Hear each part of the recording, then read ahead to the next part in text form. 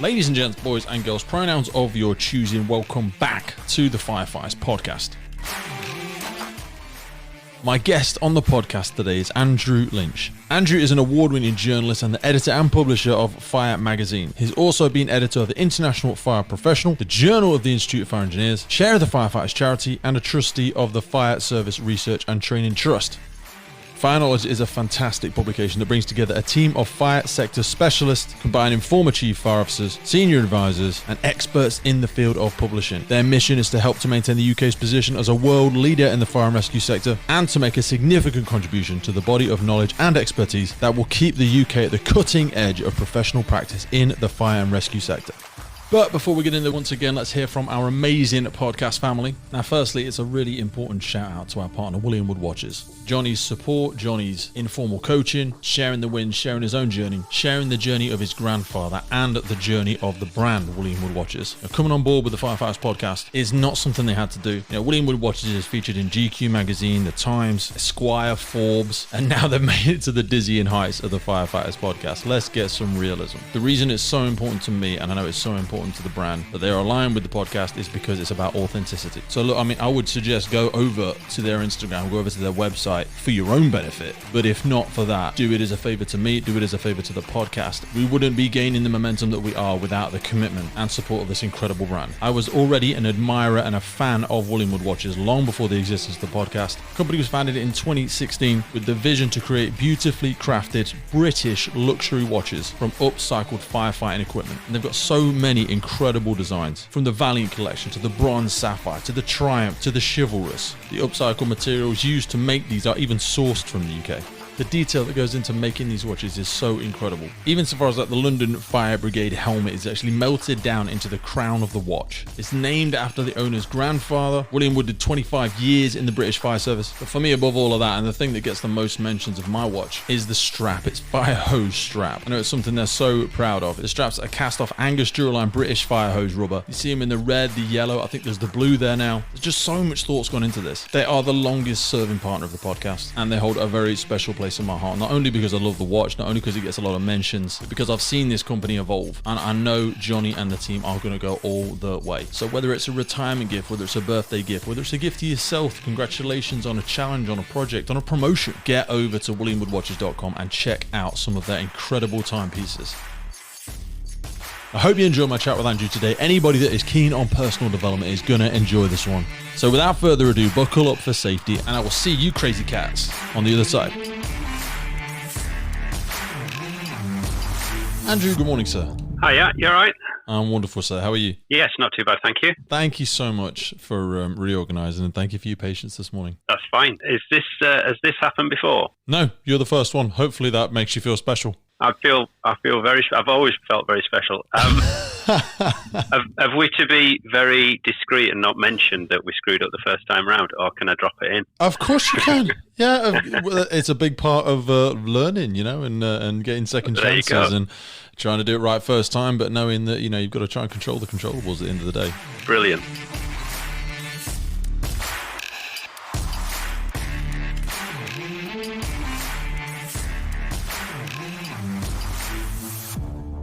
Go for it. Andrew Lynch, welcome to the podcast. How are you doing, boss? I'm not too bad, thank you. How are you? I'm really good, my man. Thank you for coming on for the second time. I'm going to get that in there straight away. We had some time together recently, and through the wizardry of technology, there was, and I take full ownership of that. We had a hiccup, but we've managed to overcome it. We've leveraged our resourcefulness and our perseverance, and we're here again to double down for the second take. And I have to say, the first time around was brilliant. It was were amazing. The best Honestly, podcast the best nobody will ever hear. It's hilarious from start to finish. This is going to be a devastating letdown in comparison. It'll be the one that got away. The part where you alluded to the secrets of the universe was especially insightful. I inspired myself. I thought you did. Where you turned the water into the wine as well, that was a specifically. And I appreciate in an audio form it was difficult for people to truly appreciate that anyway. But Inspiring nonetheless. So, Andrew, for people that are unfamiliar with yourself, and ultimately you're here today to talk a little bit about fire knowledge as well, give us an intro as to how you find yourself talking to us today and what fire knowledge is all about. Basically, I got asked to do it, and as any willing journalist will attest, if you get asked to do something, you generally do it to see what the crack is. But we spoke previously, and we spoke quite in depth about the company that we set up a couple of years ago, 2019, just before the year before COVID, global pandemic struck, which is not the best time to set up a company. But it evolved from Fire Magazine, which is most people will be aware has been going since 1908, and I've been editor for the past 20 odd years. But we wanted to bring the magazine more into the sector. Previously, we'd been owned by a number of publishers who've done various things for it, but we had a feeling a few years ago that we really needed to make it more fire service centric and bring in more expertise to inform that. So basically mould those of us with publishing expertise and a little bit of fire knowledge alongside real in-depth knowledge about fire service progression, which is really important to us. So we formed the company back in 2019.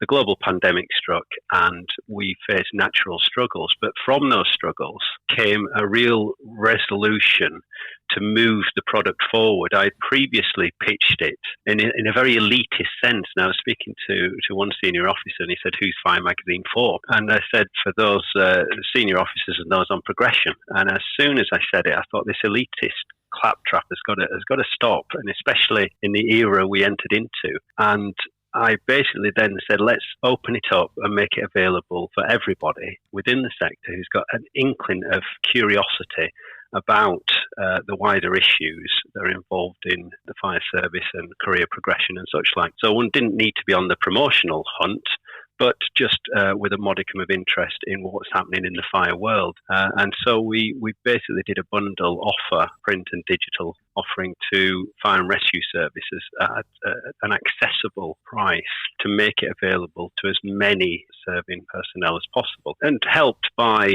I suppose, by the virtual media that evolved instantly with the global pandemic. We got to speak to many, many chief officers and communicate what we were trying to do and how we've evolved the offering. Unfortunately, we've really took off, and it's absolutely flew in the year since we did it. We launched it. We've had an additional 32,000 subscribers, wow. which is just it's phenomenal. I couldn't have imagined that. 3 in 4 fire and rescue personnel can now access Fire Magazine. You don't have to read it cover to cover, folks. Don't worry. But we are working with fire services to sort of flag up articles that may be of interest to you in particular in your service. And I think that's the whole point, is we're not trying to make converts out of everybody. You don't have to agree and read with everything that's in there, but it's just about piquing the curiosity to get bits and pieces that may help you in the day job, but may also help you progress. We are very heavily into personal development. And as I said, it's really taken off. We've got, there's dozens of fire services have signed up, and I think that's absolutely magical. And I'm very grateful for those services that have signed up, and in various formats. They've really taken it on. They've done bespoke packages that suit them and suit their structures, and it's working really well. We've captured the whole of Scotland, Wales, London, South East, the great county of West Yorkshire. That's massive. And various others with sound reputations as well. I wanted to double click on that because I love where you referenced this elitist mindset, because there's definitely a deeper thing going on there. When we speak about that aspect of development, it really does. If we played word association game, people say personal development and others hear promotion. Others hear progression. Now, progression and development, as we've said before, is as much of a lateral thing as it is a vertical thing. People think of this hierarchical structure of a ladder that you must surely only want to develop yourself through a sense of promotion. But I love what you said about now being able to offer, those small nuggets and knowledge bombs to people at different levels of their career. Even if, somebody has an aspiration to be a fantastic firefighter, and perhaps from a organizational structure structure, that is the limits of their aspirations. There's still so many ways for them to develop and progress. And I love that you've now had that realization. But how many people do you think still have that indoctrinated idea that progress and personal development can only serve you in a promotional perspective? Do you think we've really caught up to the idea that development is for everybody? I don't think we necessarily have. I think we're still very much in the mindset, as you describe it, as that if you want to develop personally, then you have to go on the promotional trail. And I think that's hogwash. I think there are many activities that people and initiatives that fire and rescue service personnel are undertaking at the moment that are of massive interest to other services, but don't necessarily get promoted in the right way. They might not come under the right banner. And I think a journal such as ours is really useful for sharing that knowledge and insight and initiatives that really help people, not necessarily on the promotional trail. It can be just in terms of what they can get out of their career, their lives, and linking up with people as well. That networking and having similarly minded people to communicate with is really useful. We observe that with the likes of the Asian Fire Service Association, Women in the Fire Service, various other networks that are really useful, not just for progression, but also for personal growth. And I think these are fantastic networks, and we're part of that. We try and link people up and help people to understand better their role and what they can contribute. Sorry, you said about the value of association. I just wanted to pause there because I feel like you kind of undersold yourself as well when we spoke at the beginning, because yes, you were given an opportunity, and yes, you kind of always feel like you say yes to those opportunities. But you yourself, as a journalist, you were editor and publisher of the Fire magazine, and then you took up, like you say, the role of the editor here. But you've been in that sort of sphere for quite some time. A journal, writing journalism for the Institute of Fire Engineers, chair of Firefighters charity. How did you find yourself in the emergency services sector? Because it's a strange niche to double down into when historically you started off traditionally as an editor and a journalist. Yeah, I think I just kind of stumbled into it, and then sort of through the rabbit hole or whatever, I just got further and further involved. I got dragged in, and it's a fascinating area. And I think that the benefit of being editor of Fire magazine is that you get to have fingers in lots of pies, lots of contacts across the whole sector. And the more I've been involved in that, the more that I've wanted to contribute and felt that I had something to say. And it takes a number of years, but I don't think it's. I think I've been fortunate to be in that position and have always wanted to kind of extend that.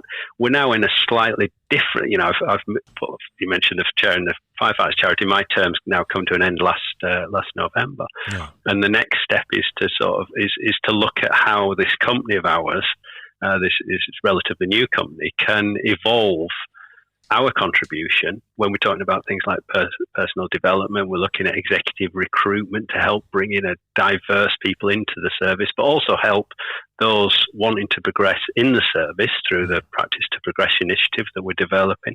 And that brings in, it helps everybody. And I think being part of the sector and knowing people within the sector, that there isn't a discrimination thinking, oh, we just want to bring in people from outside, or we just want to see people from diverse backgrounds progress. We want to see everybody have the opportunity to progress and level the playing field as much as we can. So I think it's great to be involved, as I'm sure we've spoken about.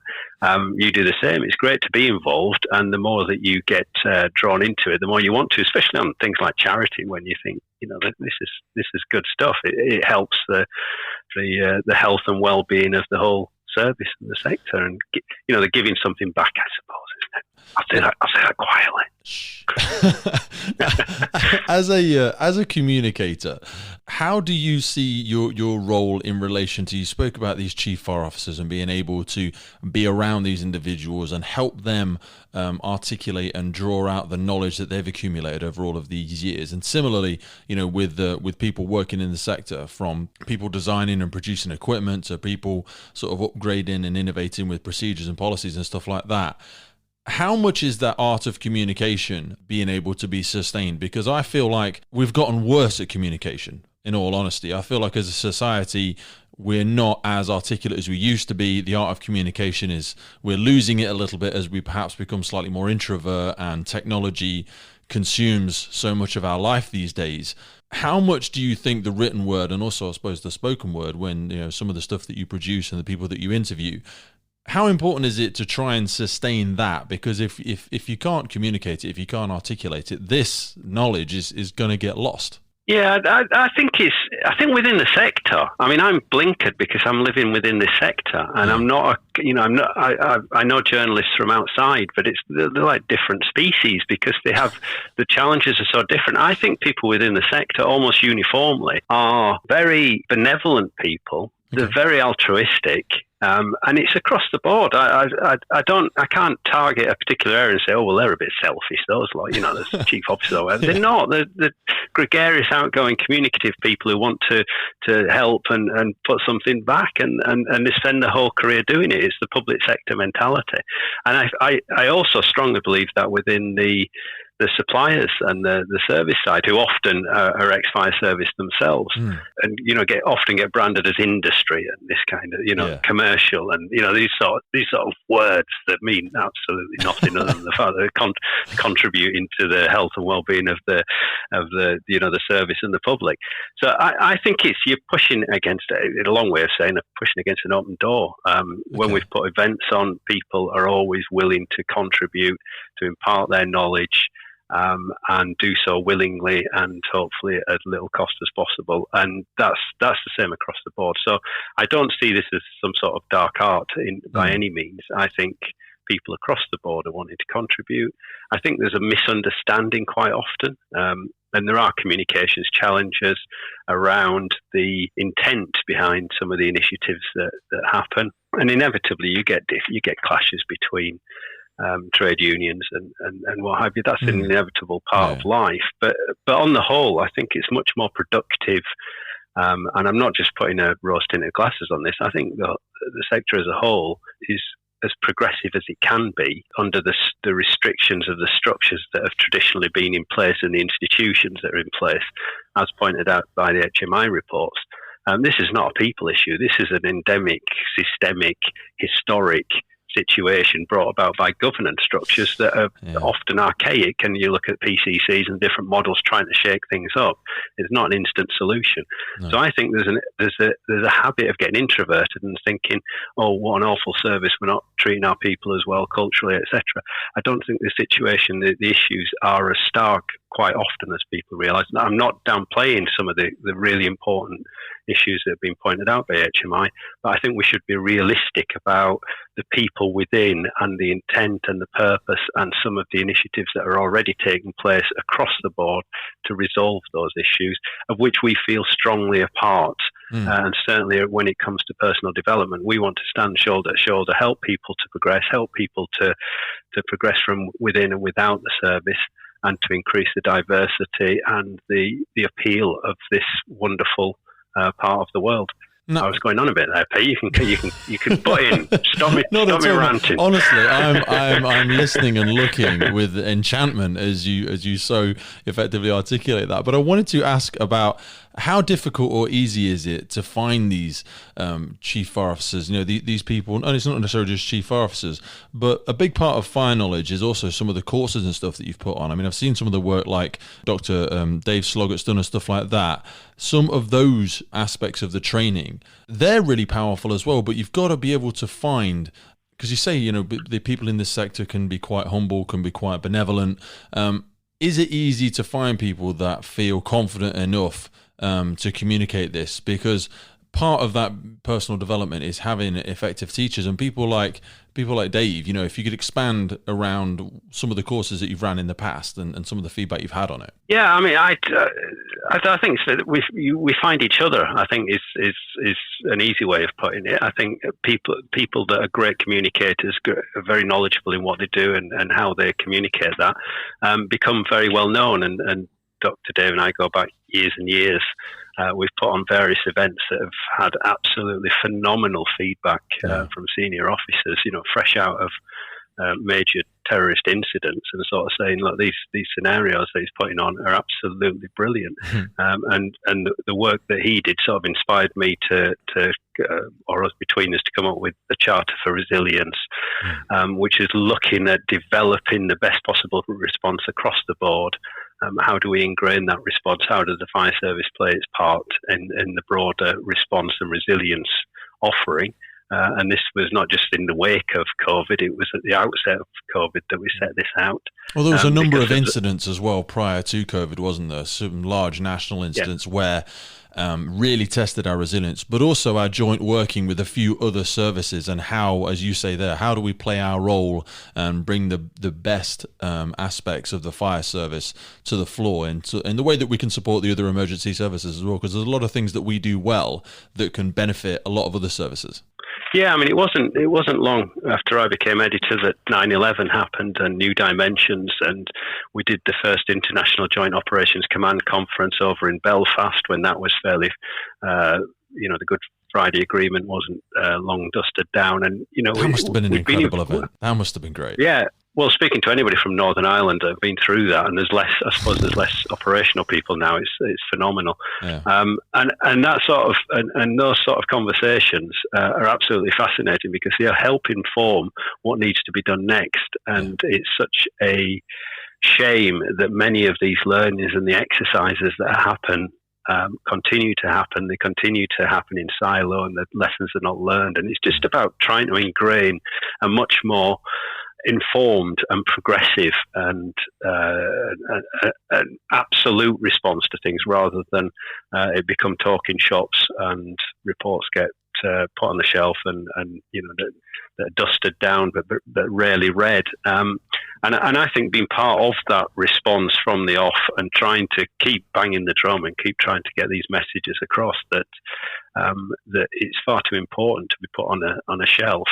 And we need to, and it's I suppose it's the campaigning journalist side, which is to keep prodding government in a responsible and hopefully progressive way, to keep reminding people that this is we needn't go through these things, whether it be Grenfell on the fire safety side, whether it be the terrorist incidents and responses to global pandemic. I was going to say, I mean, there's the pandemic, but even referencing some of the things you've gone through there, going right back to 9/11, even some of the things that still go on and have gone on in Ireland, from the Manchester bombings and the attacks in London and some of the terrors.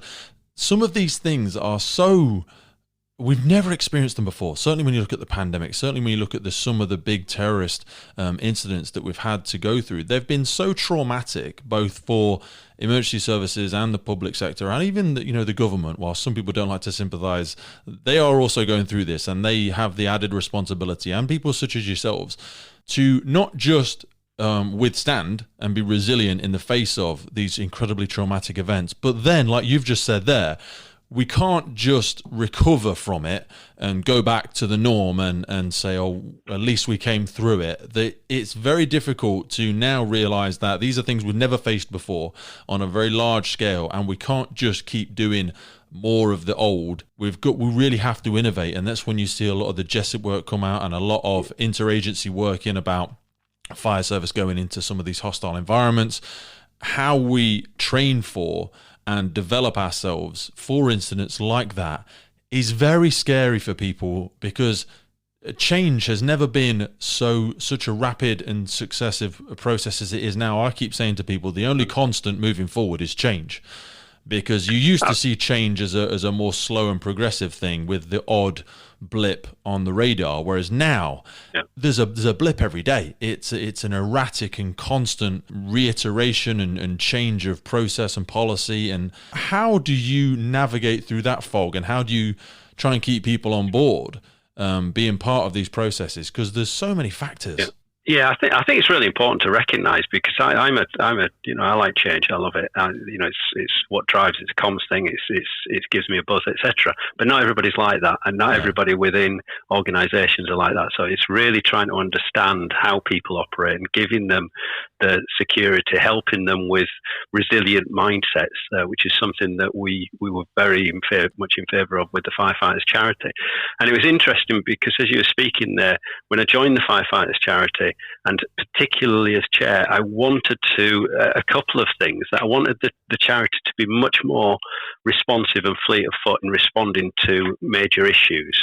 So trying to change, to turn that big tanker around so it didn't just float along as big institutions tend to do. Doing this of a thing, though, isn't it? It is doing the same old thing. And the other aspect was to be more public facing, so that the public would help raise funds alongside fire and rescue personnel. We were very inward facing when it came to fundraising. Yeah. And those things, and then something like Grenfell happened. And of course, the response from the charity was to be really proactive, to go out to support frontline personnel that responded to Grenfell, to support the control operators, to support everybody within that organisation as much as we could. And I was really pleased and proud of that response because it just sort of spoke volumes for the people that were within and able to do that. Nothing within the Constitution, the institution itself, said that we should do any of that. No. But as chair, I was very insistent on being as responsive and proactive as possible. So change mindset is often just allowing people just to get on with it. I don't bring any expertise to that situation other than facilitating and allow people to give the best response they could at that time.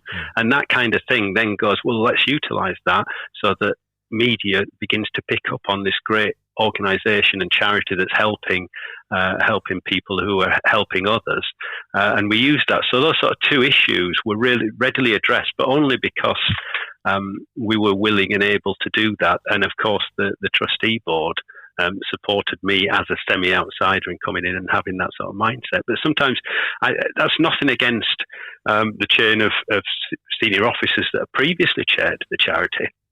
And a couple of them would say, actually, you need somebody from outside. You need somebody with a different mindset to try and re-energize, to do things slightly differently. And I think the charity continues to move from strength to strength. The great tragedy is that my replacement, Paul Fuller, who took over as chair, sadly passed away recently and had so little time to sort of carry things on. So quickly. It really is only very recent. Yeah. Paul Fuller is the chief of Bedfordshire and was the chief of the chair of the Firefighters charity, the chair of the Children's Burns Trust. Was involved in so many different areas across the fire sector as a whole, not just the fire service. And as he was coming up to retirement last month, unfortunately was diagnosed with cancer. And just as the treatment was starting, really, he was sadly struck down, which was a great loss, obviously, to the service, the sector, and his family and close friends. We were looking to work together in the company as well, and looking at putting on events. So he was looking at the next stage of contribution. But Paul was forever involved in every aspect of the sector, and personally speaking, a very close personal friend and an incredible loss, a devastating loss to all within the sector. And he brought a form of leadership that we talk about now with diversity, that human, down to earth sort of appeal. Well, Paul had that in spades from the get go. He could walk into a room and light it up, and really just an absolute delight to be in his company, with the humour, the twinkle in his eye. But I remember years ago at a chief officers conference where he was with his then baby daughter, who was bringing the house down. Wow. And I thought, nobody's ever done this before. Nobody's brought their toddler or baby into an event like that. This man's like a human being. What's he doing? He's not being a faceless grey suit. And Paul was like that from both personally, whether you sat having a drink with him or you're at a formal event. He was irreverent, he was outrageous, but he was also incredibly respectful. He did things the right way, but would also be incredibly good fun at the same time. And yes, every event that he's not there is an incredible loss. I love what you also said about when we were speaking about the way that the work the charity had done. As you sort of transitioned out of it and as Paul began his work with it, it's really been something that I've seen a change in focus. And I love what you said there, and maybe there's something in it around Paul's level of self-awareness and how much he valued his own sort of mental health and being himself when he was around other people, not feeling the pressure to sort of subscribe and adhere to these old archaic ideologies of how he should be. The charity really had took on a higher level of focus on well-being and the mental health aspect of it. How had that conversation gone between you and Paul? Because I've seen Paul speak about the importance of this before, and it was evident in how he had a healthy balance. You've said how he incorporated his family into a lot of the things that he did, and he seemed to really hit the nail on the head. Was that a conscious focus between the two of you to sort of have a greater awareness of the physical and the mental health?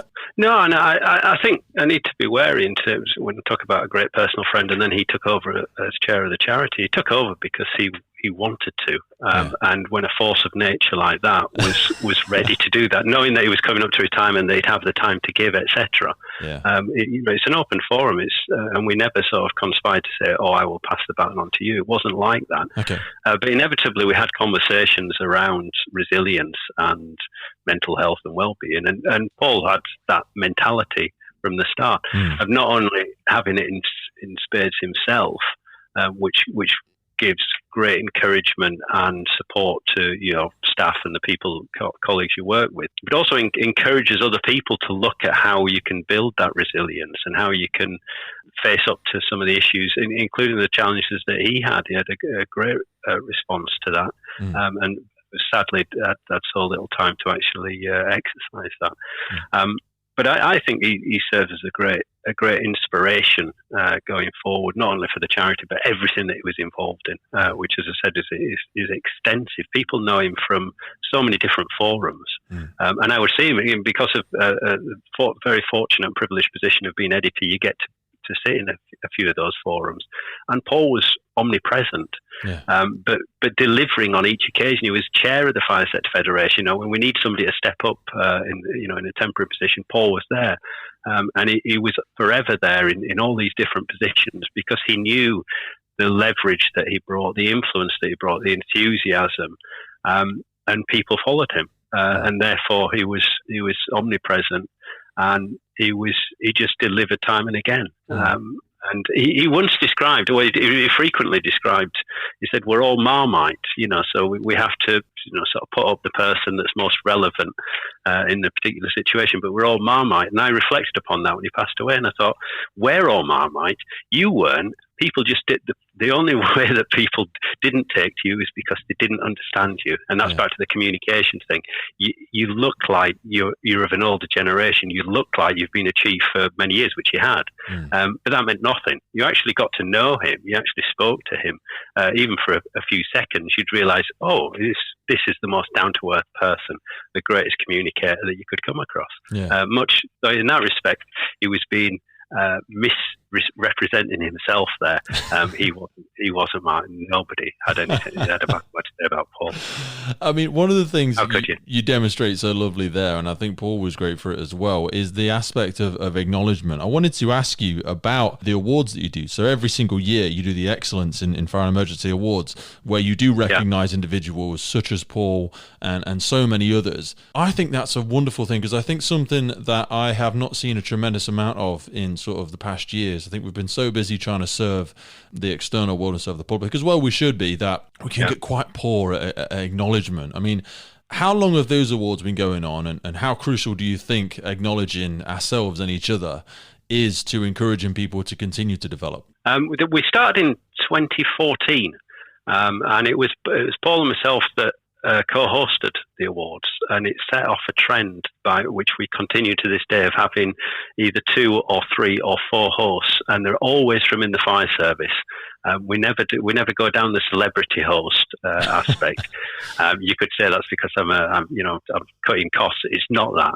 We get real talent from within the sector. I think last time we had Sabrina Cohen, Dave Etheridge. We've had first couple of editions, Paul and I had a little double act going, and I didn't want to continue that for fear of repetition. But we always, in one way, shape, or form, managed to sort of showcase it at some point. But the point of it was to, as you say, was to really address and celebrate people that under acknowledged in many ways. And the amount of times that senior people said this is so useful. After Grenfell, people were saying this is what we need. We need this kind of positive feedback, and recognizing particularly people that would go under the radar. I mean, when we first started, we did a few of the what I'd call the fire service celebs to put us on the radar and to get the attention. But the more we've been doing it, the more we've gone for those 50-plus year veterans that people only within their services have heard of. And I've got a couple of names that spring to mind. Dennis Wickham from Hertfordshire, who won the Unsung Hero category over 50 years service. Roger Nunn from Cambridge, 42 years of 100% availability, which I think is reasonably impressive. Noel McKee from Northern Ireland, raised over 600,000 for Firefighters charity and various other charities. So, I mean, these are fantastic people. I think what it was all about was a few years back when the most inspirational woman winner said to me afterwards that she was inspired by the people that she sat next to, the Danny Cottons of this world. And although she'd done great in her career, she'd kind of thought, this is where I've got to, this is where I am. But after those conversations and receiving the award, so I'm going to continue now. I'm going to try and get as high as I can, get as far as I can. And that kind of inspiring, feedback is exactly why, that epitomizes why we do the award and why they go down so well. It's, they really are from the industry as well, which we sit alongside. There's not this sort of segregation that tends to go on where you sponsor it and then sit at the back and fire service get all the acclaim. We put people together. And we have a celebration, and I think that's a wonderful thing. And it's something that Paul Fuller was intrinsically involved with from the start, and helped us to sort of elevate the whole occasion. But it's what we're about. Obviously, we can't always have fun and do it and celebrate in that convivial sense. But within the magazine, we've got the tagline now of informing, engaging, and inspiring. That's exactly what we want to do, and I think that's as good a raison d'etre as you can have, and that's why I spoke to the fire and rescue services with confidence, saying, we've got something to impart here. We've got something that is of use, and we want to inspire people. We want to get them involved in the discussion, in the conversation, and help the sector understand some of these issues. When the HMI can come along and pillar organisations for not supporting people enough, then we can say, well, in our small way, we can provide a service that is accessible, affordable, but also is of real use as part of this great fire and rescue service. I think you offer like a wonderful scaffolding, effectively, kind of around a lot of these emergency services, around a lot of the services and brigades across the UK, because I hear what you're saying, and I love so we speak about the inspiration side of it there, but also the resources that you provide. So when we talk about inspiration, we all want to see these development aspects repeated, but a big aspect of repeating something is that, how does the saying go? It's, what gets recognized and rewarded gets repeated, and we often miss the first bit of that. We want to see these great behaviors and these great developments repeated because we've got to become not necessarily more resourceful, but we've got to keep that resourcefulness. We've never arrived, we've never finished in this eternal desire to try and innovate, to continue to deliver the very best for the money, I suppose, in terms of the public's perspective, give them the very best service. But we can never forget that recognize and reward thing. I think for some people, and I've seen this across services, I'd love to hear your opinion. Is there an aspect of finding it hard to justify the time or the cost or in recognizing and rewarding people, even if it's just something as simple as, putting on awards nights and celebrating people and having them be acknowledged by their colleagues, by other members in the service, in the sector? It hasn't got to be, it's not, rarely if ever is it a financially incentivized thing. Just that aspect of recognition is a big part of being able to see this repeated. So when you talk about inspiring people, is that a big part of the magazine? Because I see some of the individuals that you feature in it and how you provide those resources. Is that what I'm seeing? I certainly hope so. And I think that's something that I always do in conversation, I always endeavour to do, is inspire people, whether that's sat on the board of the Fire Sector Federation or the Firefighters Charity or the Fire Service Research. I'm just reeling off a lot of names now, but you know what I mean? It's actually, I'm involved there because I want to inspire research. I want to inspire people to move on. And the magazine is no different. We've been, you mentioned change there. Being around since 1908 means that certain, you mentioned institutions as well. It can get very staid. How could it not in many ways? And I've been editor for 20 years. How do you keep reinventing, revitalizing, keeping the really strong, the good, healthy traditions, which I also recognize with the Firefighters Charity. When you talk about change, people automatically sometimes get very polarized and think, oh, that means you want to throw out the baby with the bathwater. Yeah. Whereas I've always thought, no, keep the strongest traditional elements. Tradition can be a great thing. That reputation, that the ethics behind it, the morals, the mission, the moral compass. You want to keep all of those things, and then you want to bring it up to the 21st century and say, right, well, how can we revitalize this? How can we up the ante on this? I say it's like you want to hammer off the structure that's taken shape on the outside. The core, like you say, the ethics and the values, nobody wants to get rid of that, but a lot of these systems and a lot of these thought processes will have been built in a time to serve a circumstance and serve a situation and serve, I say, a period of time. And we're not there anymore. So we can't get too precious, no matter whose names are associated with things, about procedures, policies, thought processes, corporate structures, and even structures within the fire service. They were built for a time that we're no longer in. But like you say, we're not throwing the baby out with the bathwater, those ethics and morals and values. And there really is kind of as innovative as the fire knowledge is, there is quite a classic feel in the way that it's professionally run as well. Well, I certainly hope so, but it's those guiding principles that are most important to me. But also, as a what I would say is a learning organisation, a learning person, is that you look around what's happening.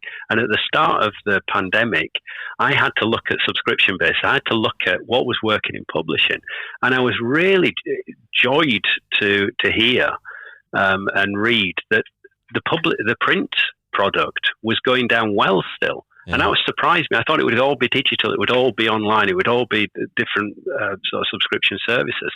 But actually, it was quite often a bundle approach, as I mentioned earlier, having a combination of both, that people could go to what they want. I'm an old guy. Not like you, Pete. I'm a proper old guy. So I go print. You're not really that, but I hear what you're saying, yeah. I can do Twitter on the phone, but that's about it. But I was speaking to people that are actually even older than me about this, and they said, I can't see my people reading print, the print product cover to cover. I said, of course they're not going to do that. They're probably going to read it on the phone. Yeah. People do that. They read an article on the phone. Imagine that. And they kind of go, yeah, I see what you mean. And so that's the whole point, is that you're flexible enough to give an offering in various different formats, not necessarily a format that you would ingest, but a format that other people would. But at the core of it is to say, we've got there's a resource there, there's a depth of resource that you can delve into. And if you want access to all of your personnel, then I would suggest that you flag up certain articles, that certain issues as they come up. But to try and instill people to read cover to cover, that's a difficult ask. But certain people do, and good luck to them, because I think it's useful. And if you want to know about what's happening with PFCCs, and there's one coming up in your organisation, then a couple of issues ago we did an in-depth survey, as we tend to do. We think, what are people going to be interested in? The governance structure, how is it going to affect them? Now, a lot of people go, oh, good grief, I don't want to read about that. But there's enough people within organisations who are going to go, oh, definitely. When we're looking to do that, what's that going to mean? How did other services get on? Are they okay with that? Is this just a trend, or is it going to, blow over? Is it? I love that you do that as well. Everything? I love that you don't just get drawn in to the sexy stuff, if you will, the sexy stuff that might entertain the masses, because often the things that truly keep a lot of these services going and are the subtle, smaller changes that happen within the service, and they will be policy driven, and they will come from government and things like that, and they might not seem sexy, but the effect, the impact that they have on all personnel within that service and across the entire UK from an emergency services perspective is massive, and you've got to have the self-awareness to know what is the important things that to focus on, and not just the new sexy equipment and then the latest incident all the time. Yeah, I think we do that. And what I like about the magazine, and I'm not saying this from an egotistical point of view, what I do is employ people who are a lot better than I am to go out and do the work. So we've got some great contributors, and that's what I'm proudest of. It's not my knowledge; it's the other people that I sort of bring on board. And what they've done is that's a wonderful aspect of leadership, though. So I just want to double click on that, because that is, you hit the nail on the head. And I speak to people about this all the time when they feel like being a great leader is they have to have all the answers. And you really, that was just the perfect soundbite when you say it's not about having the answers, it's about knowing and having the belief in your team that they've got the knowledge. You'll take responsibility and you'll make the decision if it all goes wrong, but acknowledging, again, you're just demonstrating it as we speak now, and I just wanted to capture that. I've virtually none of the answers, so there you go. But what we did is what we tend to do more and more is, what is the fire service experience? You've got what government says, we've got what the national media says, we've got what certain aspects say, and they allege this and they allege that. So I said, go out and speak to people. What is the experience of women in the fire service? What is the glass ceiling? Speak to people who've butted their heads against it, who have crashed through it, what is the experience across the board? And we've done that with diversity, we've done that with next up is disability issues, neurodiversity. Is go out and speak to people. Big into neurodiversity. I'm really looking forward to when you guys expand on that, because I think we are leaving so much on the table in terms of the people within our organizations because of our lack of awareness of neurodiversity. I'm so excited to see the outcomes of how your research, how the questions, how the people in the field report back their interpretation, and also perhaps the limitations they've experienced. We talk about that glass ceiling. There's a real glass ceiling for people that exist with the different neurodiversity perhaps. Yeah, and I think I mentioned research earlier, is that it's by and large an under-researched sector. Yeah. There's so much more to be done with contaminants, with everything across the board. And when we get hold of a bit of research, I like to shake it apart, see what's beneath the surface, but then go out and speak to people. That's the biggest thing, is survey the people. Yeah. It's not a cheap and easy thing to do, which is why it cost me a fortune to get all these contributors together. Which is why I need your subscription so we can keep up in the ante. Absolutely. At the end of the day, you're right, though. I think it's really important. I do think it's important that we've got a part to play, and I sort of had this conversation, is that just because you've been around forever doesn't mean to say you should be around forever.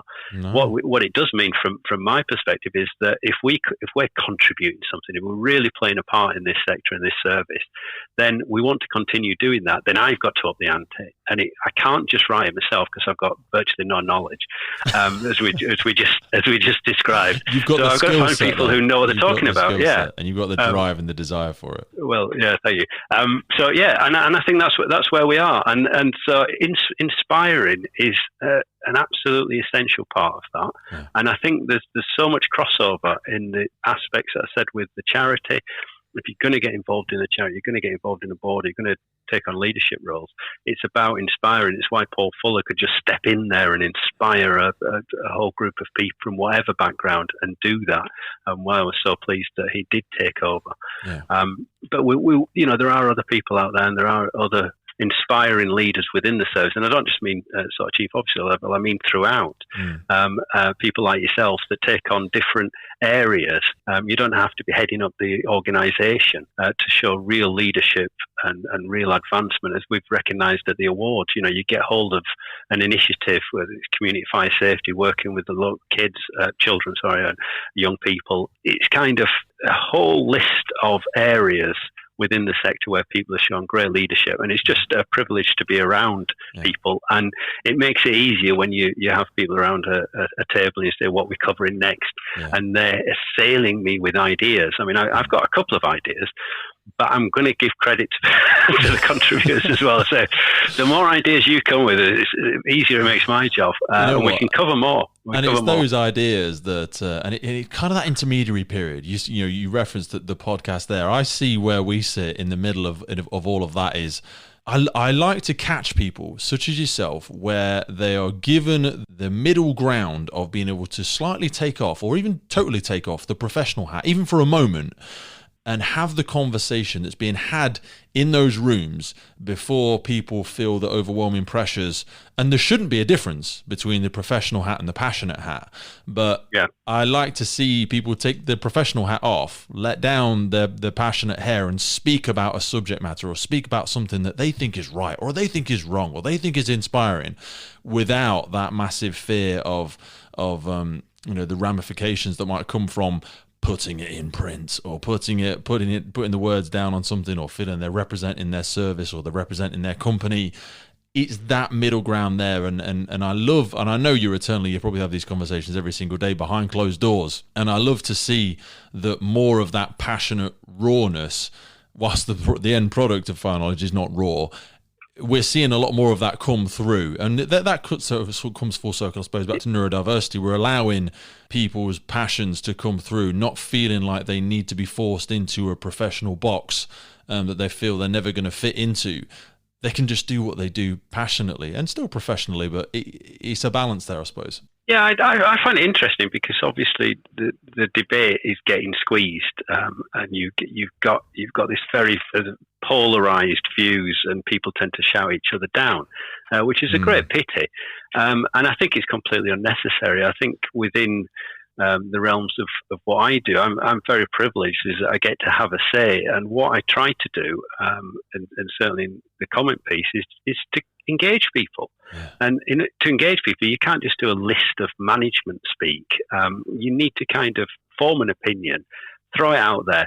And I think as long as you're doing it with a strong element of compassion and understanding, is that people might not agree with you, but they know you're coming from a good place.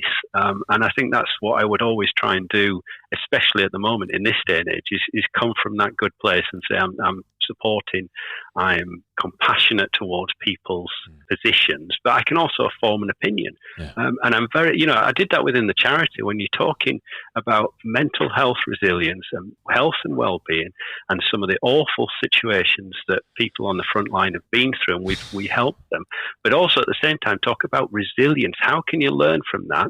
Post-traumatic growth and such like. And I'm really passionate about how can we help people be more resilient going forward? So inevitably there's difficult conversations that you're going to have around the edges there, whereby you're not disrespecting people who have really difficult and been through difficult issues, but at the same time says some people don't. Some people cannot cope, and we want to help from the offset. And have a grown-up conversation about it. But that's the important bit, is that we're trying to help people. We're not trying to tell people what to do or anything like that. We're a resource, and utilising that resource. And that's when you can bring in things like neurodiversity and the different experiences people have. But I think it's good to have a debate and a conversation and sometimes a real, I wouldn't say argument, but really get down to the issues. And I think that's what a forum like Fire Magazine is for. I think the events that we put on, it's for that as well. And I'd hate to think that we've become this kind of distilled, very cold sort of management speak journal that is just there for personal development and ticking boxes. I think that's awful. I don't think we're that sterile, and never would want to be that sterile. No. But at the same time, if you're signing up your service for all your people to access this magazine, you don't want to be hearing tub thumping, let's take it to the streets. You want to hear a very mature discussion going on that can engage people and get those conversations going and invoke that curiosity. I think one of the chiefs mentioned to me, how do I get I want my people to be curious about not just within this service, but the wider service, the neighbours, what they're doing, how that impacts on what we're doing, and why we're doing something that they've already thought they were doing ahead of us, and all this kind of. And you go, great, we can do that. Yeah. And curiosity is that first step towards really, really getting engaged and inspired in what you're doing. And I still find that with the sector and speaking to manufacturers, what is it you do? What are you trying to do? And we have that conversation in the magazine where we get new-ish suppliers come in and say, we want to reach fire and rescue services. Well, what do you want to reach? What do you want to tell them? Yeah. It's important how you address that communication. And engage with that readership and those people that you want to reach. I think it's really interesting that what you said about people who have historically always done it very well, now sort of turning the mirror on them and getting them curious. You spoke a lot about curiosity, about how and how they've developed that, whether it's resilience, because you can arbitrarily just say, oh, some people aren't cut out for the sector, which is, it's a very ignorant mindset to have. We're bringing people into the sector now in a different environment than has ever been. So having those conversations with people that have been in 30, 40 years, but having, like you said, mature conversations about, well, what is it about your experiences? What is it about your approach? What is it about the way you see your job, the way you see developing in your role? What is it about that specifically makes you the way you are or makes you curious? What is that? Because the ignorant answer is to turn around and say people just aren't built for the sector. They're just not cut out for it. They're not resilient enough. They're not strong enough. They're not tough enough. They're not hungry enough. They don't care enough.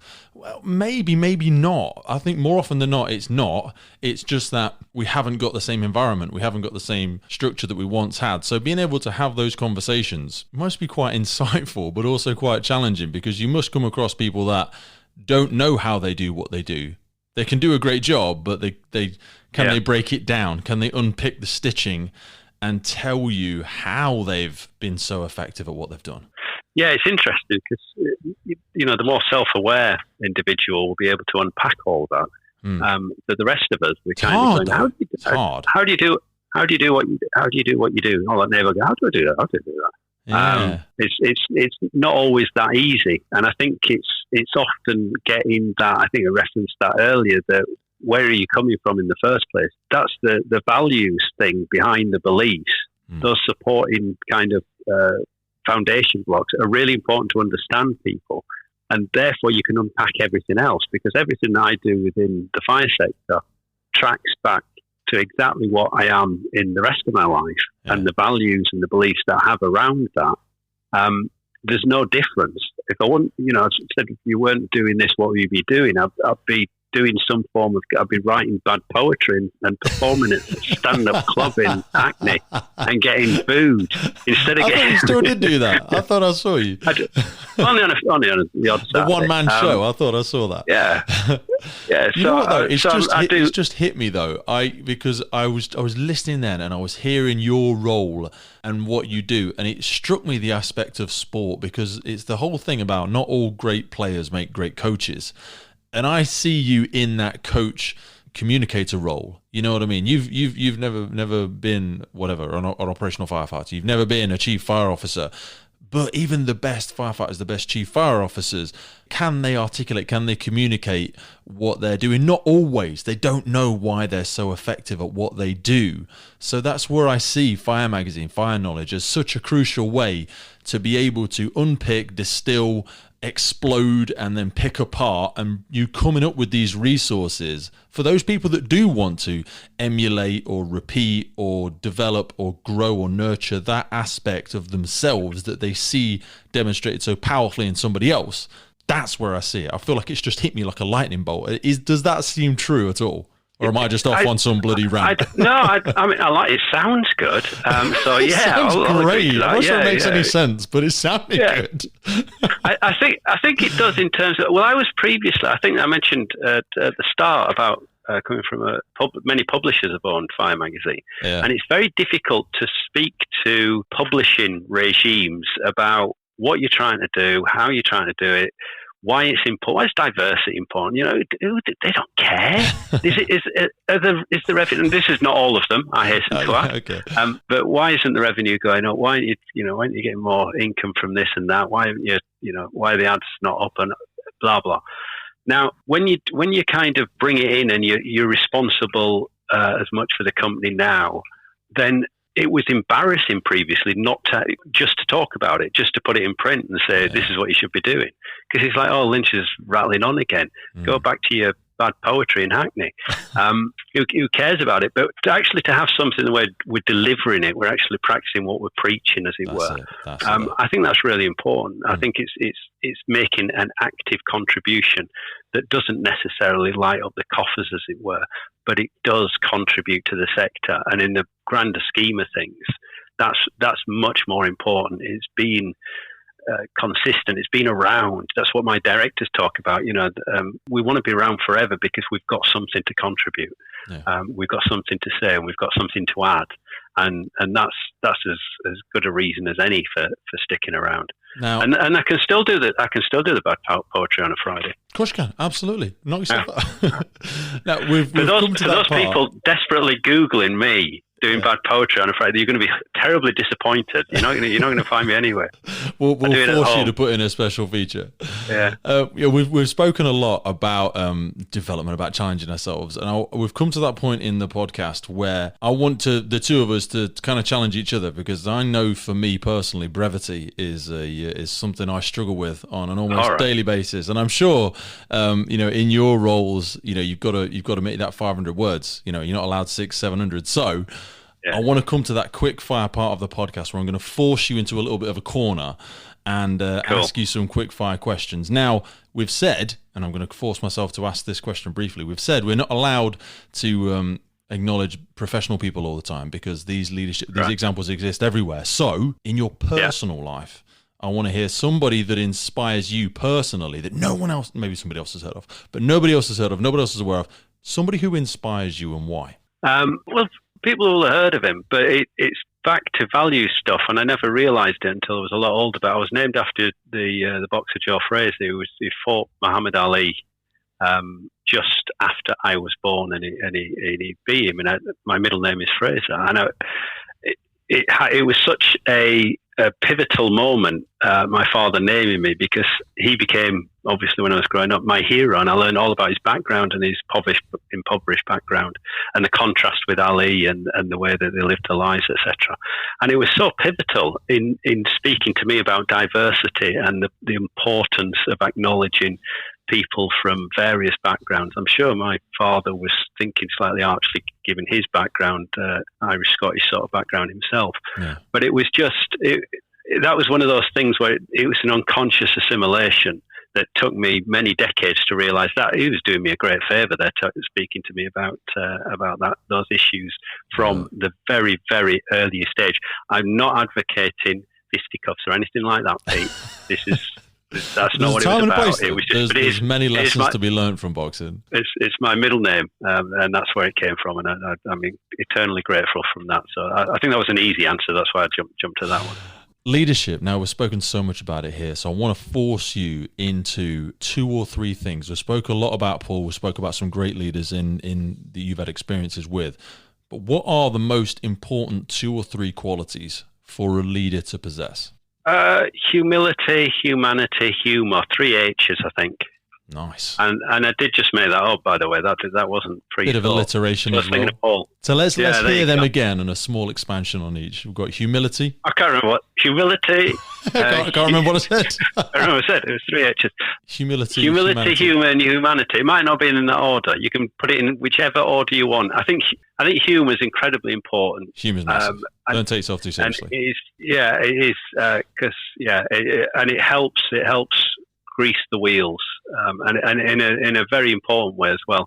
I think humanity in everything we do should be. It does seem to be something we're hemorrhaging at the minute if we don't get a little bit better at it. Yeah, I truly believe that. Another word for that was compassion. I mentioned earlier. I think it's just I keep having to do that myself because I can start ranting and raving and be very sort of navel-gazing Yorkshire tyrant at times, as my grandchildren will accuse me of being. You know what? You do put some action behind your words though as well, so there is that caveat. Yes. Genteel action, none of that fisticuff stuff. No fisticuffs. You're not a tyrant in that respect. Do you want me to explain humility? Hit me with it. That might be more difficult. Apparently, that's a real virtue to have. And if I can fake that one, as the saying goes, then I can get away with anything. It gets where you I do think just having a little bit, and I did that at the charity, when you just look at the people around you and think, they're so good at what they do and there's so much expertise, is instead of trying to egotistically compete with that, And that's what the habit people fall into unconsciously is, well, I could do that, or I could do that better. I want to actually just let it go, and you'll find that the things you're good at are really, really important because they're the more important things. They're the more useful things. And when you talk about humanity as a leader, well, all of the stuff that is incorporated within that, if you unravel it, the compassion, the decency, the love for others, the understanding, those are the most important things you can have. You can have all the smarts in the world, but that doesn't necessarily navigate your way out of a paper bag. No. You can always employ, you can always bring on side really, really smart people, but they don't necessarily make the best leaders, as it were. No. I think they can be encouraged to do so, but I think it's much more important. And the older and I suppose less wise you get, then the more you understand that those things are really much more important. I'll ask my 8-year-old what I'm good at. And she will say that the really important things like getting her a drink and things like that, and being a daddy, and throwing her upside down, grandfather more like. That's what I'm good at. You've given me a lovely segue there, both into the next question, but kind of as another lens for development. But you haven't answered yet. You're coming back on you. Whoa! Come on, I'm interviewing it. What do I think the most important aspects of leadership are? Yeah, give us 3. Alliteration. Oh, I'm going to do alliteration as well. I give you my most 3 importance. I think empathy. Empathy for me is massive. Seeking to understand rather than just being heard. And I've been terrible at that in the past. Very, very, very, very poor. And I still do it on the podcast at times. I'm so excited to share an insight that I have just had from something insightful you've said that I miss the next thing that the person is saying because I'm not being present. We're all guilty of talking it over each other, as I'm just proving. Go on. I know. And I need to get better. Because, and we've said about it so much here, and I'm elaborating too much. I said it was going to be brief. The art of communication. Do you know what I mean? The art of bloody listening, Pete. That's one. You know what I mean? Because that is something. We're giving it. We're going to display the disaster of communication, the car crash of communication. Maybe. I think we're guilty. We justify it with excitement and passion. That can be a convenient excuse, certainly for me, and I think for a lot of people. We're having far too much fun doing Far too much fun. Let's get serious.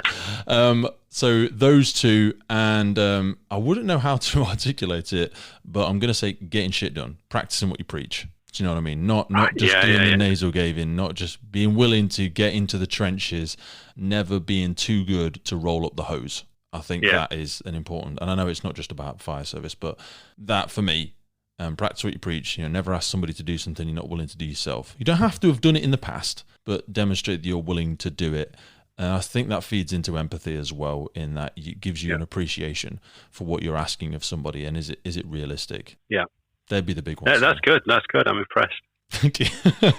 You caught me totally off guard. Where was I going with the first bit? The lens that you gave me, strengths and weaknesses. You said really beautifully about you spoke about acknowledging and people who are wonderful at what they do. But a big thing about development is we constantly focus on trying to improve your weaknesses. Shouldn't have any weaknesses, can't have any weaknesses, get better at your weaknesses. But I love what you said there, if I was hearing you correctly, about sometimes just strengthening your strengths and appreciating those people around you who can do the things that you are not an expert at and not trying to copy them. So my question to you is it more important, or would you think it's a better focus of your time to focus on making your strengths really strong or focus in on the areas that you are weaker in? Where do you think people, and in turn acknowledging the people that can do what you can't do, where do you think is the healthy balance? Because we should have the awareness to work on things we're not great at, but not to the extent where we're all 80% at everything. And then, what have we achieved? We're all robots.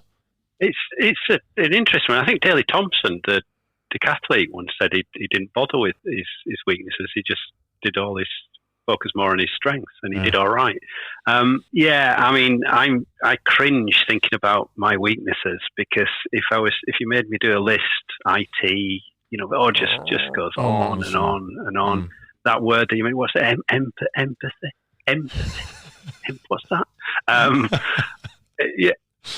don't know. It's a difficult one, isn't it? I think one try. There's nothing wrong with trying to improve areas that you perceive as being a weakness. But I also kind of like that. If you've got an area that you're flourishing in, and the older you get, and generally, I think, and I've noticed this with friends and colleagues, is that you get to explore a certain area. I wouldn't say expertise, but your thing, and you become known for that, and people recognise you for that. You know about procurement, or we'll go and speak to Bob about procurement. You're then at a great risk of people saying you are just you're wonderful, that kind of thing. And I think it's a great leveler, back to that humility, is when you can then remind them that you can barely cross the road without guidance. Yes. On other issues. I can barely do that. It's just, that's why having 3 grandchildren who are at various levels can basically critically pan me in every conceivable way. But you need that after walking off, you grounded. Yeah, after doing the awards, and you 10 foot high, and you sort of walk through the door and you go, oh man, people laughed at me and they're going, they what are you? You think you're funny? Yeah. What? Were they drunk? Yeah. Were they desperate? People listen to you. Yeah, were they drunk? Did they pay? They said I look great. Were they blind? Were they? Yeah. Would they have a dog and a white stick? And that's the benefit of coming from Yorkshire. I just visited recently, and I was reminded by the crushing criticism that I got from my sister, because she said he's still running. I like the old exercise, like you, Pete. You're not the only one. And I said, "You still run?" I said, "Yeah, I still run, and I still do weights." Yeah. And she said, "You do what?" And she waited until the whole family was there, and then said, "Guess what Andrew does now? Do you think he does 1, darts, 2, I think it was something, a snooker, or 3, weights? He's a weightlifter now. Look at him." And I thought that was so cruel. Yeah. There is a muscle in there somewhere, and I just thought, I think this comes from getting in there before my malicious sister does so, who gets away with it because she works for the NHS, so she gets the clap. She's a hero, yeah. She's a hero. I think I mentioned it in a previous interview. She's a hero. Through great teeth. I totally agree. It is humbling when people say that. Like when some people say to me sometimes, and they go, "Oh, you still training then?" And I think, why don't I look like I am? I thought I was doing all right. Whoops.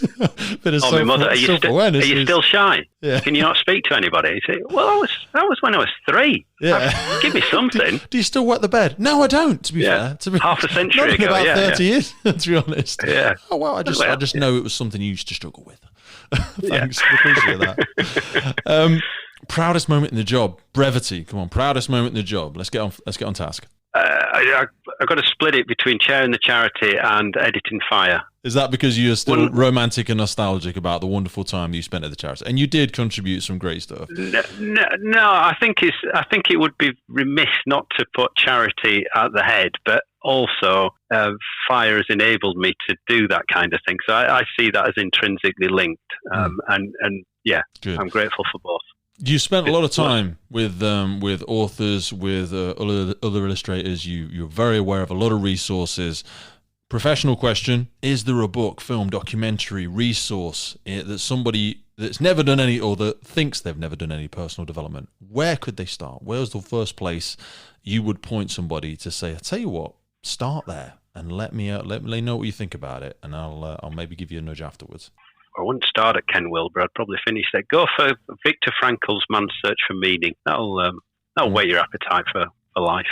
Absolutely. For people that are unfamiliar with that, give them the brief overview of his story and his journeys in. Yeah, it's like Primo Levi, who came from was subject to the Holocaust and Auschwitz and the concentration camps, and somehow managed to survive as thousands around him were dying, and he linked into we're talking about resilience, a state of mind, and realised that having something to connect to and some mission in life actually transformed his whole way of being, and led to a sort of a therapeutic approach that he practiced, I think, back in It was that change, wasn't it, in that mindset where he saw himself as his role was to tell the story after he had survived through it. He was going to document it and take the lessons learned. That was his mission, yeah. Absolutely. And if he hadn't envisioned himself as that, part of that process was, in order for it to come to fruition, he was going to have to survive it. And it kind of gave him a strange detachment, I suppose. It's a wonderful book. It's a wonderful book. We're not being brief. For God's sake, Andrew, I'll take some responsibility for that. Sorry. Meaning. It's a good thing. Find one. Absolutely.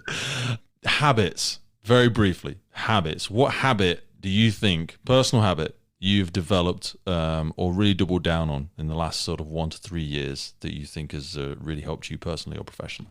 Habit. I suppose the discipline of how I approach life, which is a habit of instilling a discipline around exercise, healthy eating. I did think you were going to say weightlifting meditation. As an obvious meathead now, as a real gym bro. I thought you were going to say weightlifting. Yeah. Just the steel. You can see me on the screen. You'll be like that. That's why I'm shying away from the camera, you see, because I feel very inept, very inadequate. Far from it. It's just the opposite. I would say that would be a habit is a lifestyle sort of habit of doing that and giving some sort of structure to the day. I think COVID taught us that, didn't it? I think so. People out there with your wine. We've all done that as well. We all have our vices. Yeah. And let's look to the future, Andy. So Fire Knowledge, Fire Magazine, what's next? We are entering a strange and fascinating, exciting, scary time now, post-pandemic, hopefully. We're talking post-pandemic. Let's talk about it like it's past. What have people got to look forward to? What can they be looking to see coming through the magazine, through Fire Knowledge in the coming months, in the coming year? What's the big focus? I wouldn't say one thing. I think it's that progression, that and assistance with that progression. Our Practice to Progress is going to be unveiled probably in the new year, which we took from a police model, whereby we're helping people from before interview stage, getting all the advice necessary and the coaching in order to help people to progress through where they've struggled in the past. And that really will help and influence people from all backgrounds within the service. And please just check out our website and look out for that, because I think it'll be useful for all.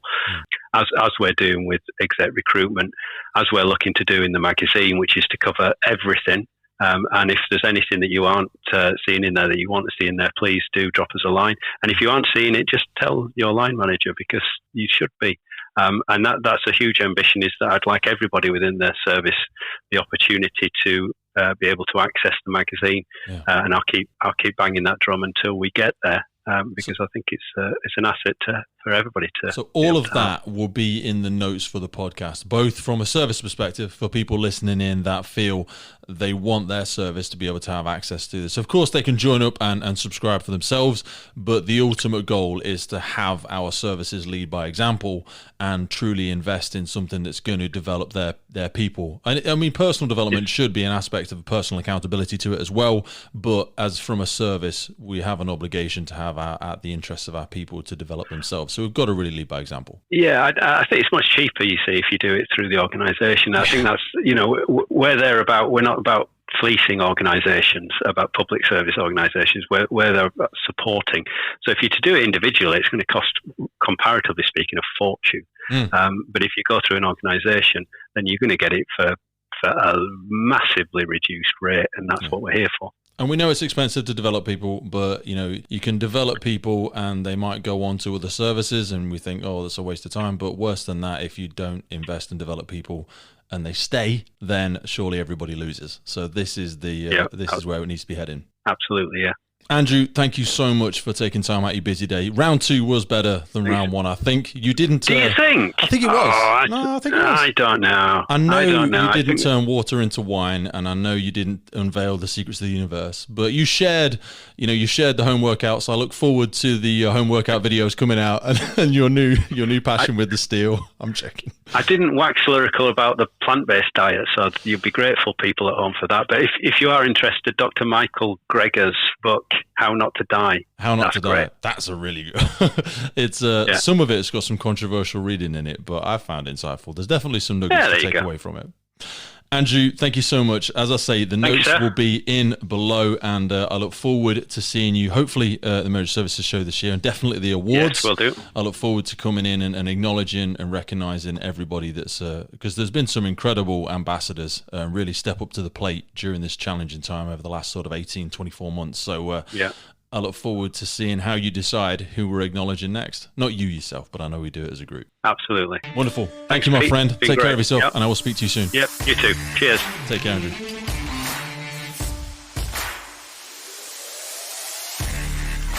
There we go, folks. That was my chat with Andrew Lynch. A big delve down the rabbit hole of personal development in every aspect of the fire and rescue sector. If you want to hear more from Andrew and the team, jump onto the links in the notes. That will take you straight over. We can find out more about Fire Knowledge, about Fire Magazine, about the Firefighters charity, and so many more. Don't forget to head over to our Instagram, Facebook, and YouTube channels. We have sound bites from every single episode. Your favorite little nugget captured in a soundbite from one of our guests, giving us some great little takeaways from each episode. So head on over there, like and share the page. It would really help us out. If you've taken some value from today's episode, it would be a massive favor to us. Don't be selfish. Give this gift to somebody else by sharing it with them and spreading the word of the voice of the emergency services. Don't forget as well, our partner Hikes is giving away another fantastic piece of footwear this month. Could be fire boots, could be hiking boots, could be military boots, special forces, could be trainers. But as is always the case, you've got to be in it to win it. So head over and find that post, the Hikes partnership post, on the platforms. Tag it, like it, stick somebody else in there, share it on yours, and you will be in for a chance to win. So all that's left to say is thank you. Really loving the guests we've got at the minute. Seem to be on a really good hot streak. Some fantastic guests. As we swim deeper in this ocean of frontline workers, seem to be finding some absolutely incredible people. Now it is my eternal mission to hunt these people out and serve them up on an audible platter for your listening pleasure. So until our next feast, look after yourself, look after each other, stay happy, stay healthy, stay hungry, and I will see you again real soon, right here on the Firefighters Podcast.